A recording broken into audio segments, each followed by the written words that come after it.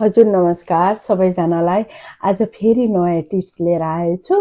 अब त्यो के हो भन्दाखेरि हाम्रो छातीमा अड्केको कफहरू है, हाम्रो छातीमा अड्केको कफ, यो घाँटीको दायाँ बायाँ अड्केको कफ हैन।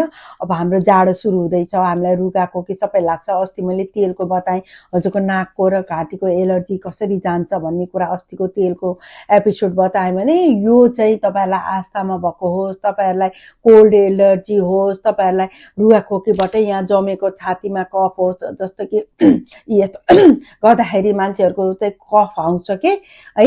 अनि तपाईलाई थाहा हुन्छ यहाँ मेरो कफ छ नि, तर त्यो निस्किएको हुँदैन के, छाती पनि बज्छ हैन। त्यस्तो छ भने बच्चाहरुलाई पनि त्यो भएको छ भने यसलाई कसरी हटाउने र तपाईहरुको चाहिँ बच्चालाई निमोनियाबाट तपाईहरुले कसरी बचाउने त्यो पनि म आज भनिदिन्छु। भने यो गरेर चाहिँ हाम्रो के अरे फर्केरै नआउने के कफहरू चाहिँ कसरी गर्ने भने आज यो डिटेलमा बताउँदै छु। हजुरहरुले चाहिँ यसलाई स्किप नगरिकन हेर्नु होला र तपाईहरु गीत गाउनुहुन्छ हैन। गीत गाएपछि तपाईहरुको चाहिँ कस्तो हुन्छ नि, कतिजनाको घाँटी भाँसिन्छ के, त्यो भाँसिनी छ भने पनि यसले जान्छ र तपाईहरुलाई गीत गाउनेहरुको यहाँ कहिले कहिले घाउ आउँछ भित्रबाट, त्यस्तोलाई पनि यसले एकदमै काम गर्छ हैन। यसलाई कसरी गर्ने भने आज यो सबै डिटेल लिएर आछु। हजुरहरुले चाहिँ स्किप नगरिकन यो हेर्नु होला। अब यो के हो र कसरी गर्ने ट्रिटमेन्ट भन्ने कुरामा चाहिँ यो चाहिँ मुलेठी पाउडर हो है। मुलेठी पाउडर भन्छ पनि भन्छ नेपालमा चाहिँ। अर्को हाम्रो ठेट वर्ड भन्ने हो भने जेठी मधु भन्छ यसलाई है। म चाहिँ त्यहाँ स्टिक पनि राखिदिन्छु हजुरहरुलाई र भिडियो पनि मैले आफूले घरमा, अस्ति मलाई एकदम रुगाखोकी लागेको थियो हैन, त्यो मैले आफूले खाएको थिएँ, अनिखेर त्यहाँ राखिदिएको छु भिडियो पनि हैन। त्यसलाई हेरेर बनाउनु होला। अब यो चाहिँ विदेश बस्ने मेरो दाजुभाइ दिदीबहिनीहरुले चाहिँ अनलाइन पाउँछ मुलेठी पाउडर भनेर हाल्नुहोस् हैन। भने स्वदेश बस्ने, आफ्नो देशमा बस्ने, म पनि लन्डनमा छु नि त, मैले अनलाइनै मगाएको हो। स्वदेशमा बस्ने हाम्रो दाजुभाइ दिदीबहिनीहरुले चाहिँ वैद्यको पसल, जहाँ पनि वैद्यको पसलमा पाउँछ, सजिलैसँग पाउनुहुन्छ है, लिनु होला। अब यसलाई बनाउने मेथड कसरी बनाउने भन्दाखेरि चाहिँ सर्वप्रथम मेरो यो युट्युब फ्यामिलीमा आउनुभएको मेरो नयाँ साथीहरु, मेरो नयाँ फ्यामिलीहरु हुनुहुन्छ भने सब्स्क्राइब गरेर बेल आइकन थिचिदिनु। मैले यस्तै लिएर आएको भिडियोहरु हजुरहरुकोमा नोटिफिकेसन आउँछ भने मेरो पुरानै फ्यामिलीहरुले चाहिँ लाइक शेयर कमेन्ट गरिदिनु होला है। अब यो कसरी बनाउने भन्दाखेरि चाहिँ हाम्रो यो मुलेठी पाउडर चाहिँ हजुरले चियाको चम्चाको आधा चम्चा हाल्नुहोस् हैन। अनिखेर त्यति नै बराबरको चिया चम्चाको आधा चम्चा चाहिँ, आधी चम्चा चिया चम्चाको आधी चम्चा चाहिँ हजुरहरुले मुलेठी पाउडर लिनु हैन। अनि आधी चम्चा चाहिँ हजुरहरुले हाम्रो यो मह, चिया चम्चाको है मह, सकेसम्म र हनी प्योर 100% महलाई चलाउनु होला हैन। अनि मह चिनी मिसेको सकेसम्म हैन, चलाउँदै नचलाउनु, वर्क गर्दैन। अनि त्यो हाल्नुस् र त्यसलाई बेसरी फेट्नुस्। त्यहाँ मैले मेल्ट गरेको छु हेर्नुस् हैन। त्यसलाई चाहिँ गर्नुस् र त्यो चाहिँ हजुरहरुले खाने है। अब त्यो कसरी खाने भन्दाखेरि चाहिँ बिहान चाहिँ हजुरको उठेपछि आधी ग्लास मात्रै मनतातो पानी खानुहोस् हैन। त्यो मनतातो पानी खाएको 2-3 मिनेट पछि यसलाई हजुरहरुले खानुस् है, चाटेर खानुस् हैन। अनि त्यसपछि आधी घण्टासम्म के पनि नखानुस् फर्स्ट है। अनि राति खानुस् है। राति चाहिँ के गर्नु भने तपाईहरुलाई राति पानी खाने बानी छ भने यो औषधि खानु बिफोरै पानी सानी खानु, सुत्नु 10 मिनेट अगाडि चाहिँ हजुरहरुले यसलाई चाहिँ त्यसरी नै बनाएर खानुस् है। यो एक बेलुका खाएर बिहानै तपाईहरुलाई थाहा हुन्छ भने 2-3 छाक खाएपछि त कस्तो औषधि पाए भन्नुहुन्छ। एकदम सस्तो सजिलो औषधि छ यो हैन। अनि यसलाई चाहिँ हजुरहरुले बच्चाहरुलाई कसरी त दिने हैन भन्ने हुन्छ। बच्चाहरु अलिकति चाट्न सक्ने बच्चाहरु छ भने चाहिँ हजुरले चटाएर दिनुस्, खुवाइदिनुस् हैन। अनि यसरी नै गरेर मह पनि फाइदा गर्छ बच्चालाई, यो पनि फाइदा गर्छ है, गर्दिनुस्। अर्को चाहिँ बच्चालाई कफ जम्न नदिन र निमोनिया हुन नदिनलाई चाहिँ हजुरले के गर्नुपर्छ भने अगाडि भिक्स कहिले पनि नलाइदिनुस्।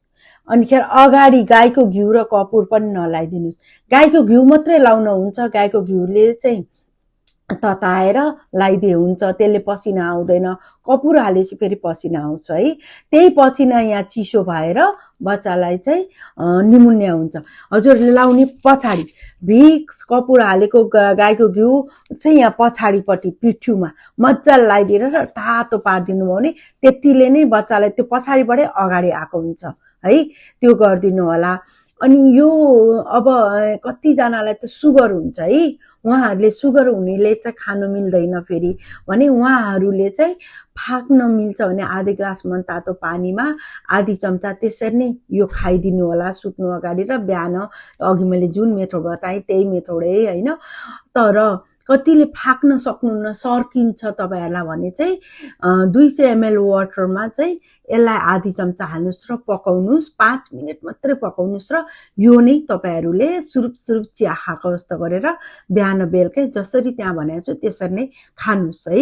यसले चाहिँ तपाईँहरूको जस्तो सुकै अड्केको कफ जति वर्ष पुरानो यसरी गरेर हजुरहरूले खानुभयो भने हजुरको जस्तो पुरानो कफहरू रहेको अड्केको छाती हजुरलाई एकदम गाह्रो हुने त्यो सबै जान्छ। तर हजुरले यसमा अपनाउनु पर्ने कुराहरू धेरै छ। यो चाहिँ सिन्सियरली यो सँगसँगै त्यो पनि हजुरले यो मह र मोलेट्री पाउडर खान थालेपछि हजुरले दिनमा 10 देखि 12 ग्लास पानी खानै पर्छ है। एकदम तातो पानी धेरै नखान सल्लाह दिन्छु। लुकवार्म एकदम मन तातो कि भने रुम टेम्परेचरकै खानु होला। हामी कतिजनाले चाहिँ के गर्छ भने जाडो महिनामा चाहिँ अथवा रुगाको क्याम्ला पनि खालि तातो तातो तातो मात्रै खान्छौँ होइन।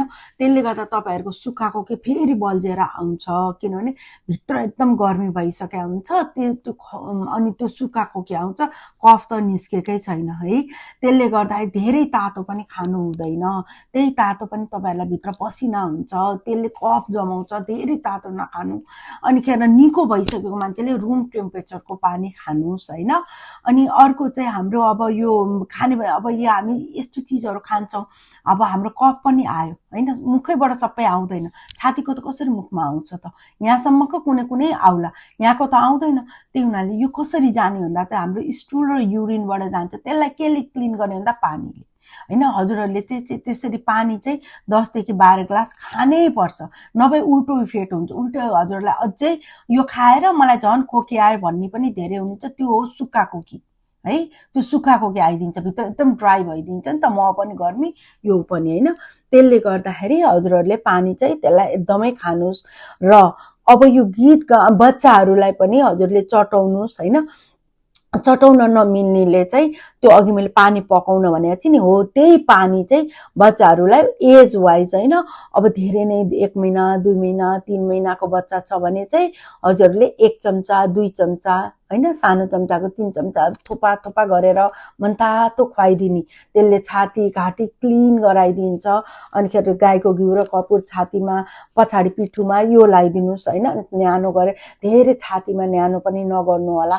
ठिक ठिक अलिअलि हावा पनि छिर्नुपर्छ, पसिना यहाँ जम्न दिनु हुँदैन। हाम्रो चाहिँ एकदम तगेको बोटो माथिबाट अर्को बोटो त्यस्तो, एउटा तगेको बोटो लगायो भने माथिबाट अर्को नर्मल लगाइदिने के। अनि खेर हावा चाहिँ अलिकति जान दिनुपर्छ, किनभने पसिना आइ नै हाल्यो भने हावाले सुकिहाल्छ के, भित्रै सुकाउनु हुँदैन, तातोले सुकाउनु हुँदैन है। यसरी गरिदिनु होला भने अब हाम्रो गीत गाउने सिङ्गिङ दाजुभाइ दिदीबहिनीहरू हजुरहरू हुनुहुन्छ, हजुरलाई सधैँ गीत गाएपछि घाँटी दुख्छ। अनि कहिले कहिले चाहिँ झ्याप्पै भोलि गीत गाउने छ, आज मेरो घाँटी बर्बाद छ, बस्यो अथवा टन्सिल भयो अथवा यस्तो भयो भन्ने छ भने यो उपाय गर्नुहोस् हजुरहरूले। एउटा चाहिँ त्यही हनी र मह हजुरहरूले खानुहोस्। अर्को चाहिँ हजुरहरूले चाहिँ मैले त्यहाँ स्टिक पनि देखाइदिएको छु। एकदम गाह्रो भएको छ भने यही मह र हनी नै यसरी नै खानुहोस् होइन। यो मैले जुन जुन मेथड बताएँ त्यो।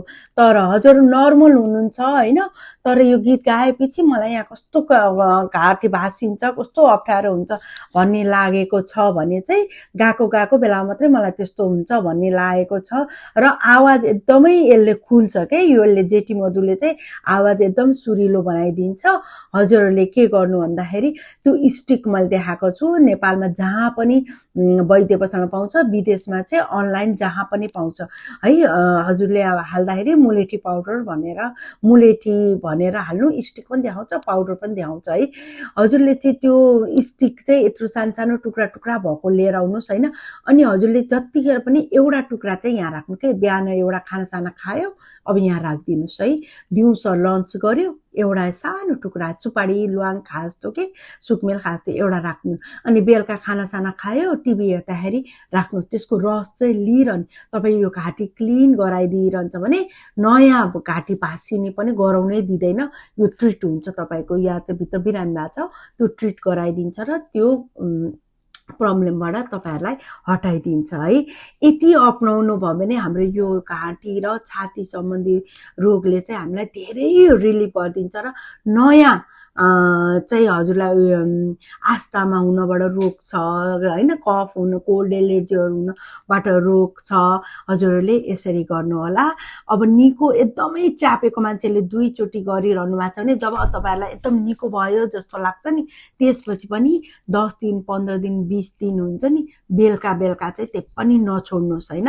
हामी चाहिँ अहिले चाहिँ के गर्छौँ, हामीलाई निको भयो होइन, निको भए पनि हामी यो जाडोभरि चाहिँ के गर्छौँ भने हप्तामा 2 चोटि चाहिँ हाम्रो परिवारै खान्छौँ कि केही भएको छैन, खोकी पनि लागेको छैन, रुगा पनि लागेको छैन, कफ पनि भएको छैन, घाँटी पनि भएको छैन, त्यही पनि हामी हप्ताको 2 चोटि खान्छौँ। किनभने त्यो चिजहरू नआओस् भने। जेठी मधु पनि हामीलाई एकदमै एनर्जी स्ट्रेन्थ दिने चिज हो होइन, मह त यसै पनि राम्रो हो। हजुरले त्यसरी खानुहोस्, हजुरको यो प्रब्लमहरू सल्भ हुन्छ। हस्, हजुरलाई यो पनि मन पर्यो भने लाइक शेयर कमेन्ट गरिदिनु होला र सब्सक्राइब गरेर बेल आइकन थिच्नु।